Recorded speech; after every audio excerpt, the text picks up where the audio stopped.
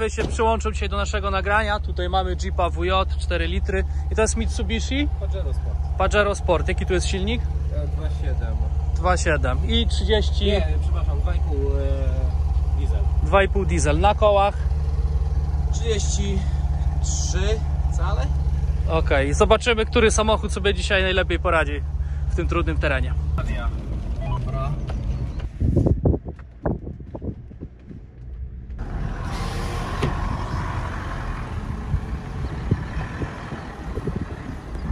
Zrobiła nam się niezła ekipa na dzisiejszy wypad. Musimy znaleźć Marka, gdzie tutaj był ten wjazd, którym kazaliśmy mu biednemu wjechać. Ok, jesteśmy na miejscu, idziemy teraz wprowadzić Marka. Tutaj małe niespodzianki.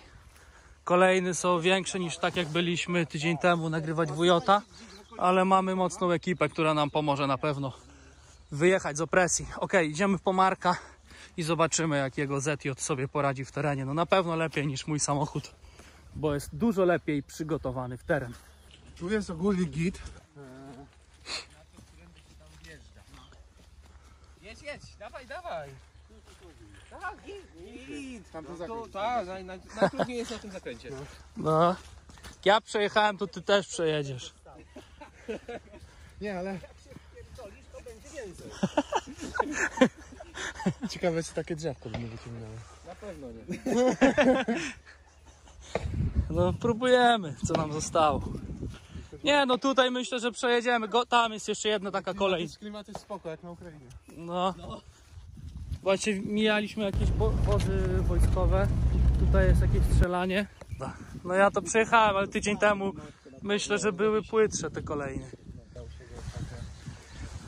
W zeszłym roku, jak nie miałem tych opon, tutaj no krakiem to brałem, natomiast... Jakie miałeś opony w tym roku? Ja miałem Ateki, takie duratraki, takie pół na pół z MT plus rozmiar mniejszy, nie? No to niestety za nisko było. Dobra, Maro jedzie.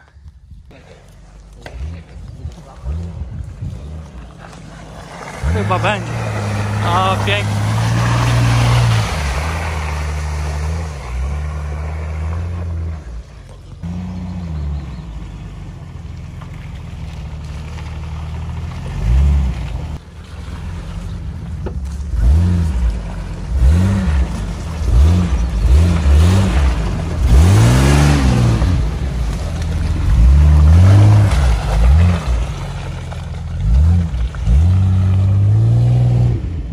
Bez żadnego wysiłku.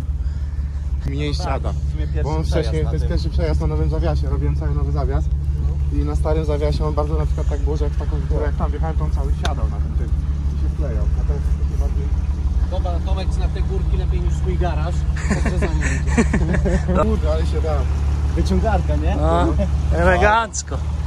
No trochę to potem. Ale stąd w ogóle... Chłopaki podpuszczają Marka przetestować jego samochód. Ja się nie dałem, zobaczymy jak Marek. Marek to nie da rady jak nie ty. To akurat Marek, nie dasz rady. Ja sponsoruję Harna. Nie dasz rady, Marek. Nie ma mowy. Potrzymaj mi piwo. No Marek się dał puścić, zobaczymy. Zobaczymy jak nowy zawias Marka się spisuje.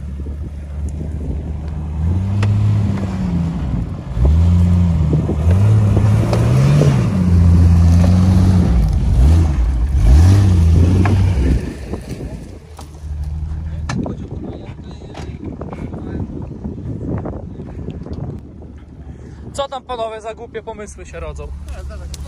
A, o, Ale spójrz jaki wykrzyż jest. no zajebiście, zobaczysz, Tu stoi tak, nie? zobaczysz na filmie jak podjeżdżałeś, jak to wyglądało.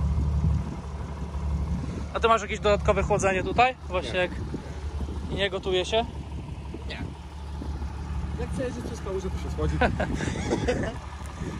Marek, to opowiadaj jak się u Ciebie zaczęło z ZJ-em, skąd pomysł na niego, jaka była historia zakupu, bo zakładam, że na pewno bardzo ciekawa. Historia zakupu była bardzo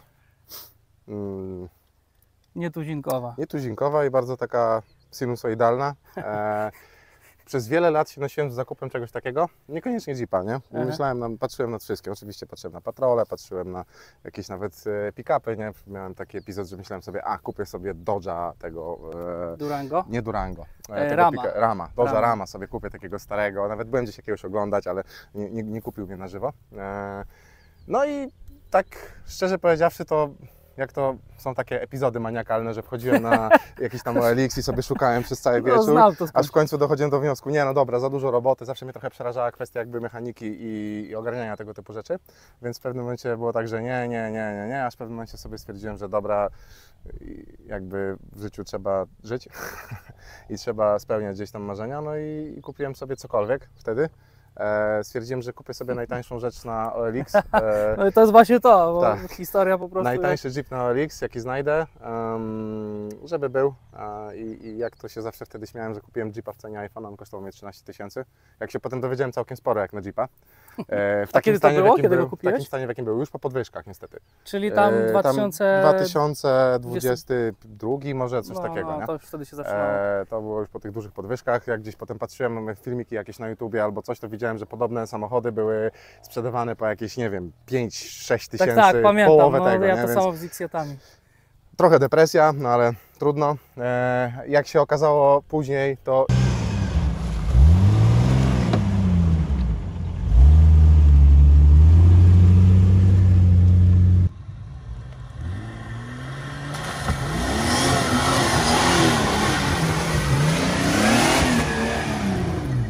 nie był mój największy problem z tym samochodem, one się dopiero zaczęły. Samochód leżał całkowicie na tylnym prawym boku. To może pokażmy to. On jechał, tak? Jak to było? Czyli prawe, tylne koło. Tak. Tu miałeś jakiś problem, bo wspominałeś, Tak. że on był na podkładce. Znaczy problem był taki, że poprzedni właściciel był, się to kolokwialnie nazywa druciarzem. Aha.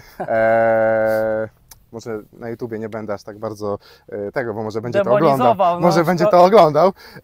Natomiast no, jakby nie inwestował w ten samochód dużych pieniędzy, starał się wszystko robić samemu. Starał się wszystko robić tak powiedzmy, żeby działało i jako tako jeździło. Nie wiem, ten samochód prawdopodobnie może nawet zarabiał gdzieś, coś robił, może w jakiejś agroturystyce. Rejestrację zostawiłem od poprzedniego właściciela, więc to są Bartoszyce gdzieś tam Aha, na czyli Mazurach. pomorskie. Więc domyślam się, że bardzo prawdopodobne jest to, że to mógł być jakiś samochód w jakiejś agroturystyce albo coś. Okay. W każdym razie. Czyli lekko nie miał. Ja go kupiłem od jakiegoś flipującego go handlarza, więc też nie znam oryginalnego właściciela. Okay. Ale kupiłeś go gdzieś tutaj w naszych rejonach? Tak, kupiłem go w naszych rejonach, gdzieś koło Zalewu Zębożyckiego był sprzedawany. Wtedy się bardzo z tego zakupu cieszyłem, nadal się w sumie z niego cieszę. Natomiast tak jak oryginalnie kosztował mnie 13, tak w tym momencie myślę, że ta cena do stanu obecnego oscyluje w granicy prawie 40. Okay. Ostatnio co robiłem, to było robione zawieszenie. 8,5 tysiąca razem z dodatkowymi rzeczami, takimi jak jakiś tam hebel i modyfikacje takie pomniejsze i ogólnie usprawnienie wielu rzeczy. Okazało się, że miałem urwany wahacz na przykład. Nie? Okay.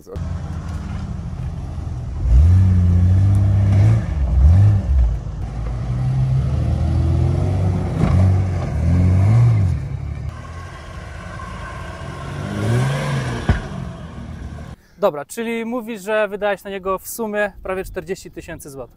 Łącznie z zakupem, więc Okay. w te wszystkie modyfikacje wchodzą tak. Przede wszystkim wyciągarka. To jest rzecz, którą zrobiłem gdzieś tam na samym początku i żałowałem, właściwie nie do końca na samym początku, bo było parę wyjazdów bez wyciągarki jeszcze, których bardzo żałuję. Śmieszne jest to, że nie wkopałem się już ani razu po tym, jak założyłem wyciągarkę. Okej. Zrządzenie losu. Tak. LED bary to były w ostatniej modyfikacji, w tych 8,5 tysiącach.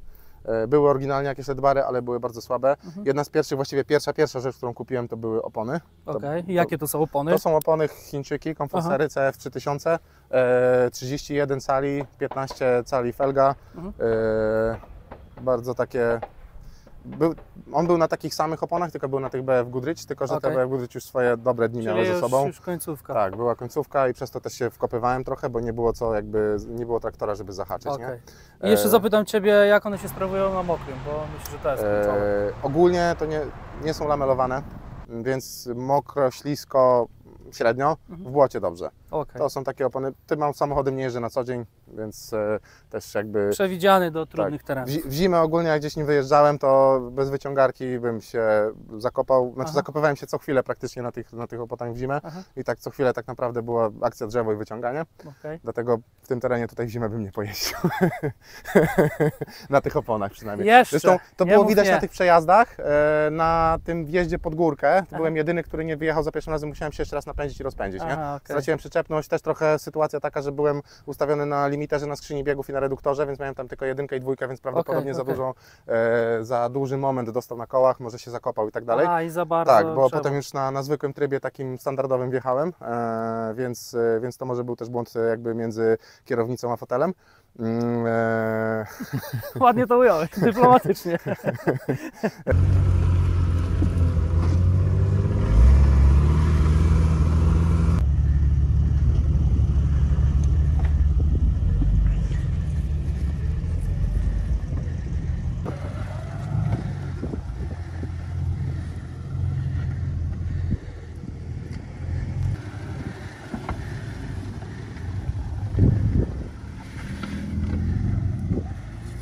Dużo rzeczy w tym samochodzie było zepsute, tak bazowo zepsute. Elektryka siedziała, sonda, lambda była do wymiany, w silniku praktycznie zrobione jest Może dużo. zobaczmy silnik przy okazji. Tak. Czyli zakładam, że tak jak w Wujocie, tutaj. Tak jest. Okay. W silniku było robione dużo. Była wymieniana, wymieniana cała kopułka, tak, rzędowa czwórka. Była wymieniana cała kopułka zapłonowa, wymieniane były wszystkie części, jakiś pasek i tak dalej. U Ciebie jest jakiś porządek większy pod tą gruntowny maską. serwis, tak. To jest zasługa głównie mojego znajomego, który tam zajmuje się detailingiem trochę. Tu Hebel, tu widzę gaz. Tak, Hebel jest też jedną z ostatnich modyfikacji. Bardzo często go zostawiam na dłuższy, nie jeżdżę nim na daily, nie? Więc bardzo, jak zostawiam go gdzieś na dłużej, to sobie lubię go wyłączyć. I nie ma problemu z akumulatorem. Tak samo drugi Hebel mam przy wyciągarce. To akurat, tutaj widziałem. To akurat standard w wyciągarce zawsze podobno się heble montuje. Wyciągarka nie powinna być pod prądem. Zresztą widać dzisiaj, wjechaliśmy całą wodę na wszelki wypadek, lepiej żeby tam... I Ty zamontowałeś tą wyciągarkę, to jest twoja. Ja zleciłem zamontowanie tej wyciągarki, tak, bo mechanikiem nie jestem. I jakby tutaj większość rzeczy robiłem w takim warsztacie w Świdniku. Tam gdzie zawieszenie. Tak, nazywałem się Xtreme 4x4 Świdnik. I polecasz tą firmę? Polecam. Znaczy polecam. Ja nie jestem jakimś tam wielkim ekspertem jazdy w terenie, więc nie testowałem tych wszystkich rzeczy tak bardzo mocno. Nie jestem jakimś zawodowcem i tak dalej, jeżdżę sobie hobbystycznie.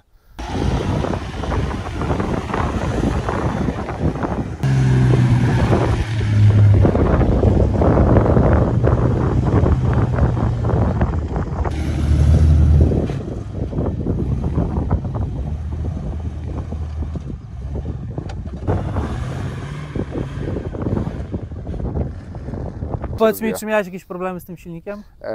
Z silnikiem i ze skrzynią nie miałem najmniejszych problemów ani razu. Jedyne co robiłem i w silniku i w całym układzie napędowym to była wymiana wszystkich olejów.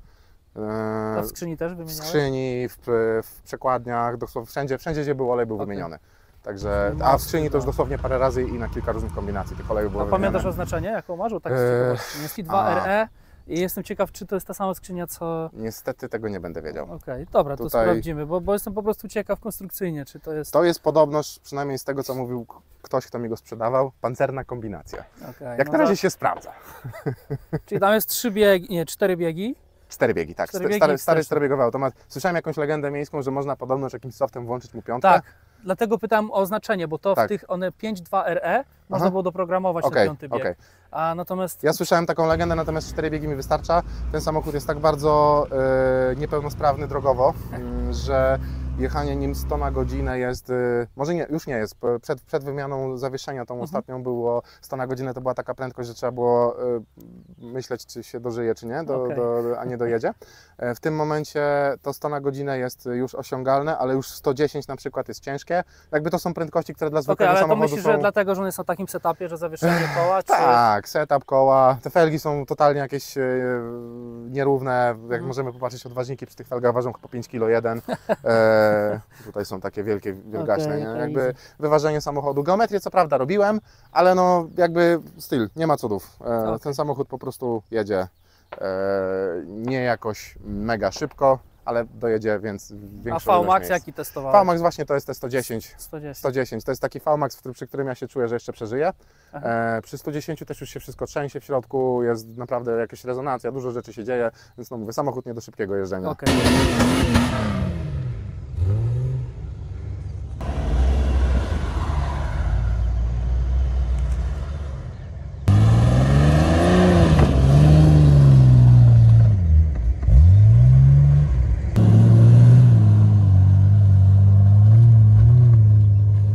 A jakieś problemy z napędem? Nie wiem, jakieś wycie mostu, wycieki, Tak, coś tam się przedni urwało? most wyje, ogólnie w warsztacie mi mówili, że następne z czym przyjadę to będzie przedni most.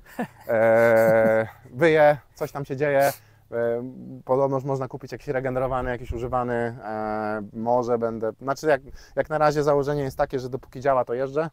On wyje dopiero przy jakichś większych prędkościach, większych to 80, 70 pewnie? 50, 40-50 już tak, ale no w terenie się jeździ te 20, nie wiem, jak się jedzie 20 to jest szybko, w terenie mi nie wyje, a na asfalcie nie jeżdżę na 4x4, tylko jeżdżę sobie grzecznie z tylnym napędem, więc on bardzo wtedy... Czyli jak wyłączysz ten przedni napęd, to jest cicho. Jak wyłączam, tak. To u mnie było podobnie, wiesz, jak ja założyłem ten wał z przodu, no to było słychać, wiesz, takie zgrzytanie, znaczy takie gruchotanie i tak obstawiałem jakieś łożyska. No i wymieniliśmy wszystkie łożyska, uszczelnienia i taki był wytarty wałek, na którym były satelity i to zmieniłem, jest cichutko, fajnie, więc wiesz, może własnym sumptem. Domyślam się, że mogę mieć podobny problem, jakby też warsztat mi powiedział, że jednak moja jazda w terenie nie jest aż taka lajtowa, jak myślałem, że jest.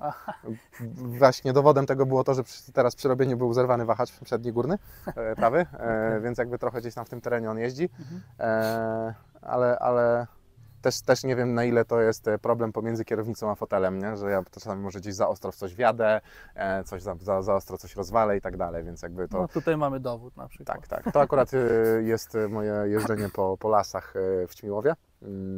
Bardzo często jakby z racji charakterystyki samochodu, że to nie jest daily, bardzo często, bardzo szybko wjeżdżam w jakieś tam drzewka i tak dalej. No to tak jak tutaj ten podjazd, który był na początku, no to przejeżdżamy tak naprawdę przez... Ja do teraz zrozumiałem, po co jest ten Raptor i takie malowanie, po prostu szkoda takiego seryjnego lakieru, tak jak u mnie, który się porysował, a taki Raptor to jest wybawienie.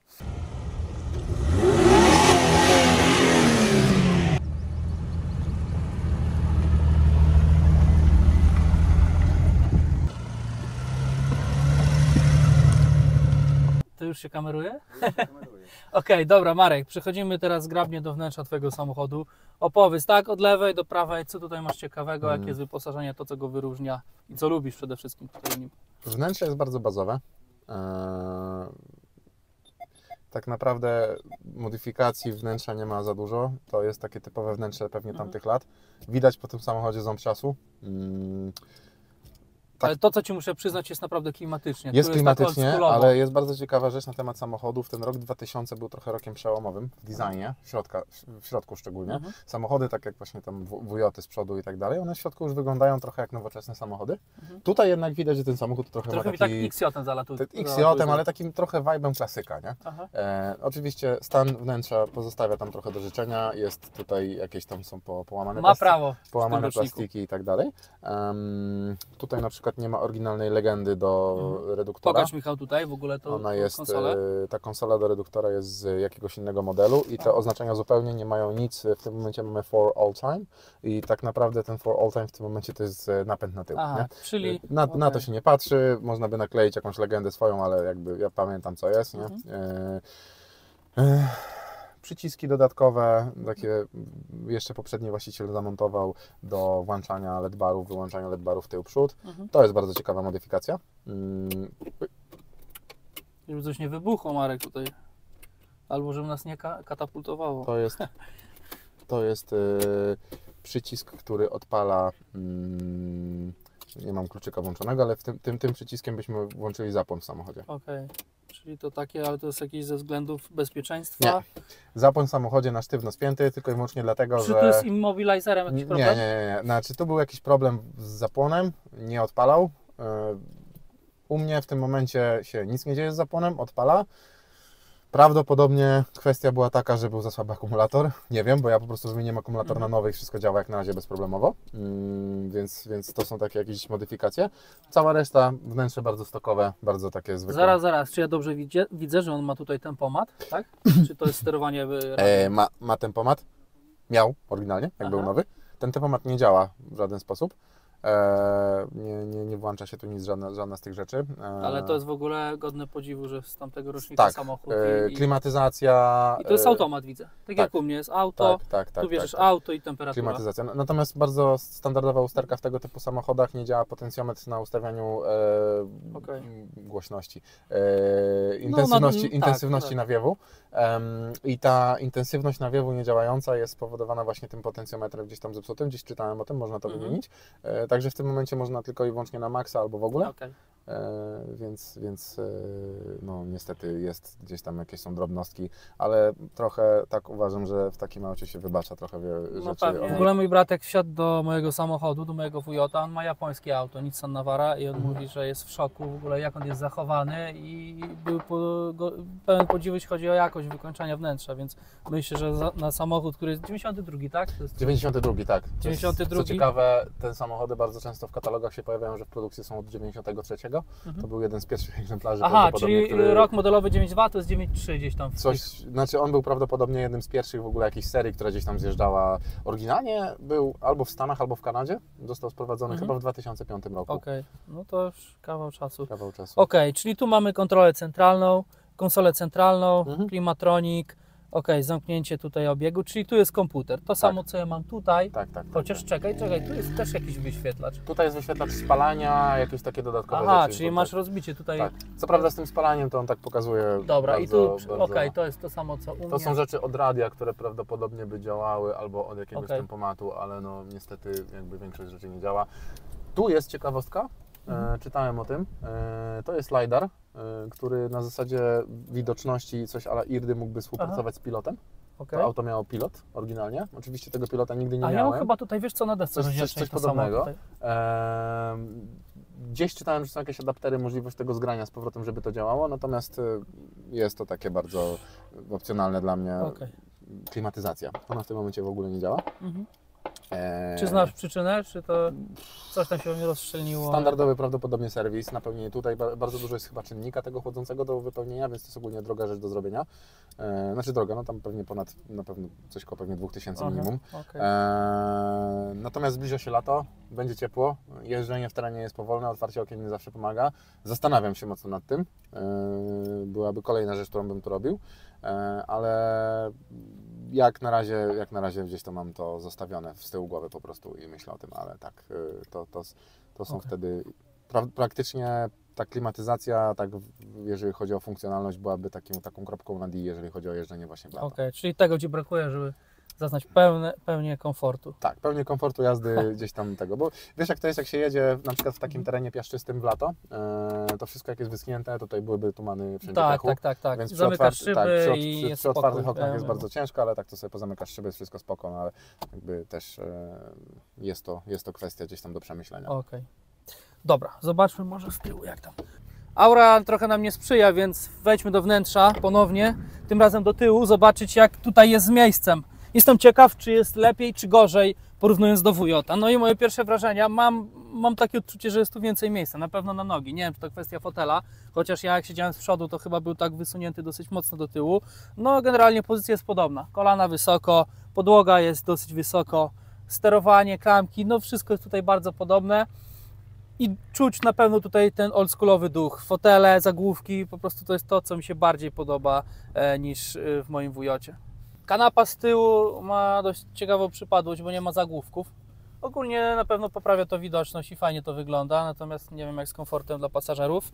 Widzę, że składanie foteli jest tutaj bardzo podobne do Vujota, ale chyba położenie oparcia jest dosyć ciekawie ukryte, bo dobra, no ale fajnie to działa. Nawet myślę, że może nawet jest ciekawsze, bo tak zamaskowane. Marek, ale pokaż nam, co Ty wozisz w bagażniku, bo to jest myślę dużo bardziej ciekawe niż fotele z tyłu. Bagażnik, a to też jeszcze powiem o kolejnej modyfikacji, która gdzieś tam siedzi w głowie. Chcę zamontować taki koszykowy bagażnik offroadowy na dach. Fajna rzecz w ogóle, mi też tego mega brakuje. I brakuje mi tego, żeby wyciągnąć dużą część rzeczy, która jest w bagażniku. Bagażnik jest trochę takim multi-toolboxem w tym momencie. Mam tutaj taśmy, liny i jakieś wszystkie rzeczy, czyli trapy i to byś sobie wszystko przeniósł na bagażnik. Nie do końca wszystko, tak. Na pewno bym przeniósł Na pewno bym przeniósł trapy i na pewno bym przeniósł high lifta, bo to są takie rzeczy, które spokojnie mogą być wożone na zewnątrz. Szczególnie wożone w środku potrafią być niebezpieczne. Gdybym się gdzieś mocno podbił, te rzeczy mogłyby zlecieć na pasażerów. Brak zagłówków jest trochę problematyczny. Też o tym myślałem. Już pomijając kwestie zderzeniowe, to jest do końca jakby problem bezpieczeństwa, nie? Bo nie masz nic za głową, co by Cię chroniło z tyłu. Niestety taki był design samochodów w tamtych latach.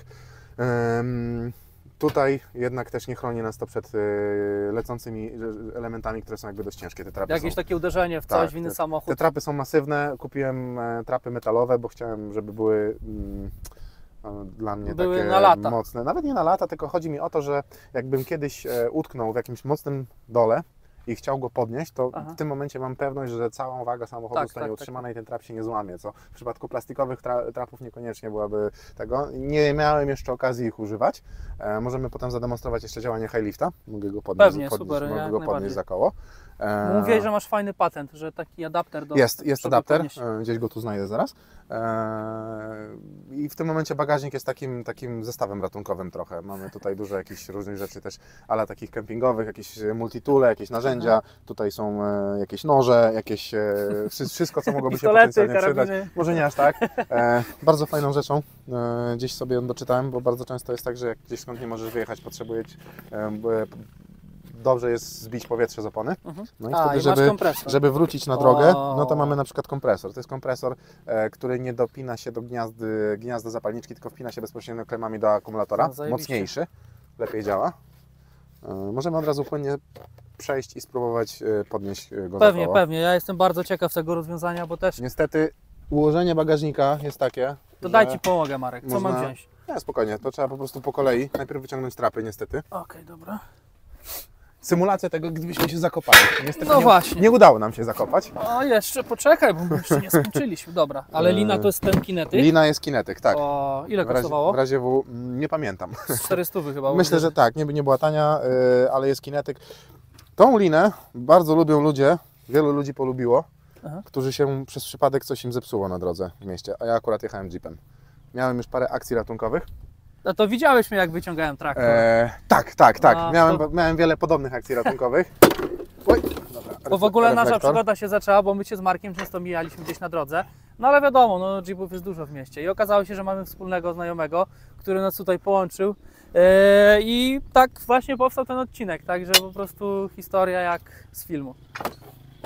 Dobra. Mamy podstawkę pod high lift. Podstawka nam zabezpiecza, jakby podłoga high liftu sama w sobie jest dość wąska, więc tutaj akurat nie byłoby pewnie problemu, ale gdyby było to błoto, no Grzęsko to jak najbardziej by się to mogło nam nie udać, podnoszenie, więc jest taka podstawka. To jest bardzo sprytny adapter. Aha, czyli... Ogólnie ciekawostką, którą gdzieś doczytałem, jest to, że samochód można podnosić za wiele różnych elementów. Natomiast w samochodach, których jak zresztą widzieliśmy wcześniej, jest duży wykrzyż, a u mnie jest dość duży ten wykrzyż, można bardzo łatwo znaleźć się z takim problemem, że ciężko jest podnieść, bo cały czas walczymy z wykrzyżem. Tak, walczymy z wykrzyżem, więc takim bardzo prostym rozwiązaniem na walczenie z wykrzyżem jest podnoszenie samochodu za felgę. Rewelacja. Dobrze jest mieć wtedy felgę stalową. Dobra, to ja to przytrzymam. Aha, chyba że dasz radę sam. Spokojnie. Kładziemy wtedy nasz high lift na montażu. Tak jak widać, tutaj sobie ustawiamy wszystko ładnie i upewniamy się, że jest ok. W ten sposób, właśnie. Dobra, i działamy. I jesteśmy podpięci tutaj. O, już widzę, jakie to jest. W tym momencie jesteśmy tak, jakby to nie zawsze się dzieje z gracją. Ale ważne, dobra, jesteśmy. High lift jest spięty w miarę ok. I teraz, nie wiem, z 2 tony, 2,5, nie wiem ile ten samochód waży do końca. Szczególnie po wszystkich modyfikacjach. 2 tony myślę, że spokojnie. I w tym momencie, ale rewelacja. Jakby z jaką łatwością. Nawet jedną ręką. To nawet gdzieś tam przy jakichś naprawach, czy... Oj tak. Przerzucę się na 2, to będzie mi łatwiej. Jedną ręką jest tak ciężej. Ja też jestem ale to i tak taka masa samochodu, tak. Ale w ogóle... I on jest w tym momencie podniesiony. Ale...